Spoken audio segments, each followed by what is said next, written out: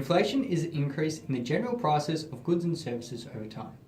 The principal medium-term objective of monetary policy is to control inflation, with the current target rate being between 2 and 3% on average over time. This rate does not materially distort economic conditions in the community, provides discipline for monetary policy decisions, and serves as an anchor for private sector inflation expectations. High inflation can cause negative economic impacts. First, tax systems may overstate real values of interest receipts and payments because they do not account for inflation. Interest income may thus be unnecessarily taxed more heavily. Second, high inflation can create uncertainty as people become confused about the appropriate prices for goods and services if prices rise too quickly. Third, inflation may distort the efficient allocation of resources by eroding the real value of money and redistributing wealth for those who own assets to those who own money. However, a 0% inflation rate goal is not necessarily effective. Firstly, small amounts of inflation allow prices and wages to fall in relative terms, thus making prices more flexible. Secondly, inflation may become overstated as the quality of goods and services may increase, but the prices do not. When considering inflation, the RBA considers the headline and the underlying inflation rates. Underlying inflation has trended upwards from 1.3% to 1.5% over the last quarter. Consumer prices in Australia thus rose 1.5% over 2016. This is the highest inflation rate since December 2015, which may be due to faster increases in prices of food and housing, offsetting decreases in the cost of transport.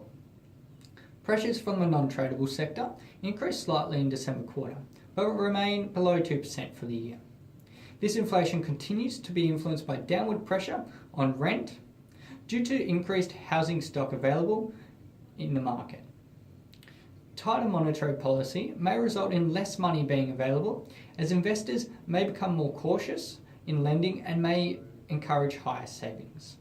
This may result in less demand in the domestic market and is used when inflation is too high. Given that the underlying inflation rate is below the target rate of 2 to 3%, tighter monetary policy may cause it to reduce further. Looser monetary policy may result in more money being available. It may cause increased consumer spending, thus resulting in more demand in the domestic market. This is used when inflation is too low. Although inflation is below the target range, rising to 1.5% over 2016, looser monetary policy may stimulate unsustainable economic growth and may cause the current housing problem to continue further. In August 2016, the RBA predicted that inflation would remain at 1.5% for 2016 and rise slightly to 2 to 2.5% over 2017.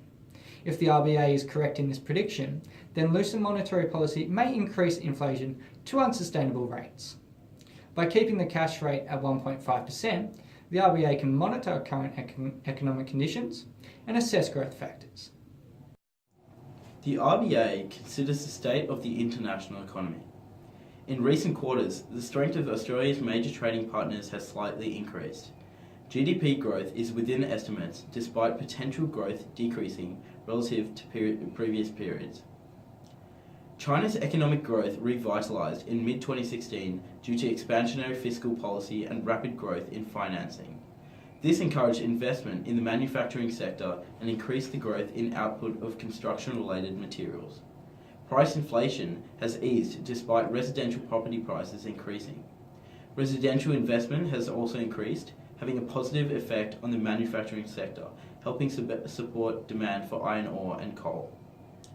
This information signifies sustainable economic growth. However, China's economy is still at a level that cannot benefit Australia if the cash rate were to change. China accounts for over 20% of all trade between Australia and other countries. An increase in the cash rate would be disproportionate to China's economic advancement and may deter foreign investment. This may negatively impact Australia's economic growth. A decrease in the cash rate, however, may be beneficial. It may increase investment from China. However, with other discussed factors in mind, this positive will be outweighed. Economic growth in US markets has been above estimates. This is primarily due to improved private consumption, accommodative monetary and fiscal policies, and improved consumer confidence. Despite this, residential and business investment growth slowed over 2016. Economic momentum is predicted to continue, with the Trump administration gearing towards investment and citing a possible interest rate increase. An interest rate rise in the US would have a profound impact on the Australian economy. First, investors may reallocate their resources to the US in anticipation of higher returns. To combat this, Australian banks may want to increase their own interest rates to stay competitive in this market. Second, it will also be more expensive for Australian banks to obtain offshore funding. These responses would result in an increased interest rate to recoup losses. If the RBA were to increase the cash rate, interest rates offered by banks would increase further. This would deter borrowing and investment. If the RBA decreased the cash rate, it may stimulate the economy, however simultaneously have negative effects. A decrease may make the Australian dollar more attractive for foreign investors, leading to an increase in the AUD. However, an increase in the AUD may make Australian exports less competitive. This may result in an overall negative impact. The RBA may keep interest rates at 1.5% to monitor the US economy. Domestic conditions over 2016 and leading into 2017 have varied. The RBA should keep the cash rate at 1.5%. In employment growth was stagnant, with net growth predominantly being in part-time employment. This may reflect firms being hesitant to employ full-time workers until it is determined that demand for output is sustainable. The unemployment rate in December 2016 was therefore around 5.8%. In resource-rich states, unemployment rose over 2016, whereas in Victoria and New South Wales, unemployment rates remained the lowest. The national government announcements to reduce the penalty rates for Sundays will likely improve the underutilisation rate, which in December 2016 remained elevated and diverged from the unemployment rate. This policy is targeted at increasing demand for labour. It will also reduce labour costs in the affected industries. This policy will likely improve the unemployment rates. Slow wage growth in recent years has been brought across the industry and states. Wage growth in Victorian construction industry, for example, is consistent with information pointing to high labour demand in residential construction and increased expenditure in residential construction due to policies aimed at increasing supply of housing. This has resulted in 20% of construction jobs experiencing a wage increase larger than 4% over the year. This is anticipated to grow further as demand for labour continues to increase. Mining activity has declined from its peak in 2012 and 2013 and is expected to fall further as work on LNG facilities reach completion and few new projects are expected to commence. This said, the largest subtraction in net mining investment from GDP growth appears to have already occurred, with Australian Bureau of Statistics noting in its Capital Expenditure Survey of Investment Intentions and Bank Liaison that there is likely to be a smaller subtraction in 2016-2017.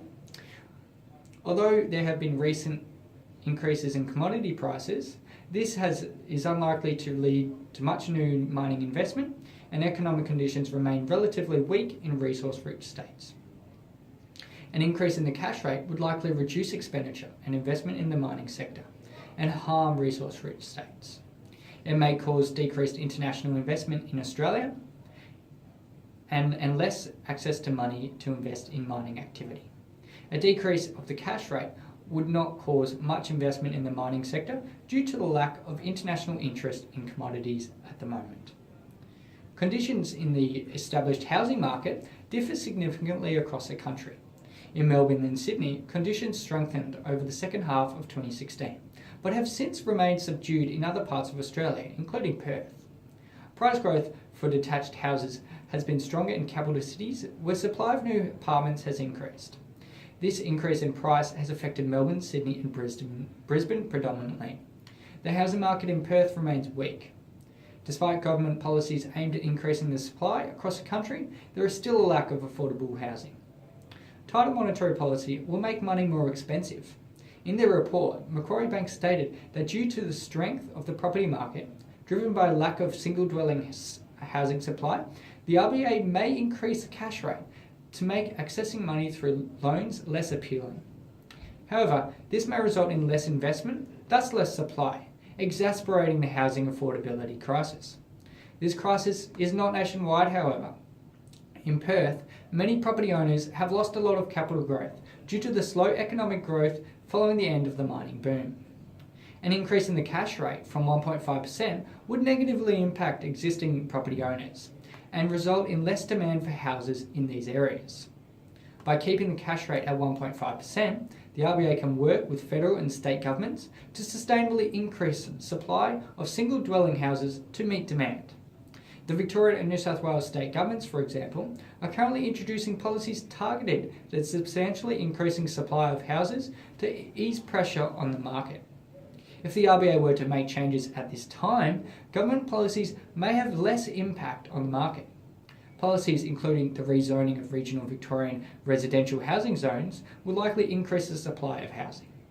In resource-rich states, which have experienced slow growth since the end of the mining boom, the stable cash rate will assist in the recovery of the property market.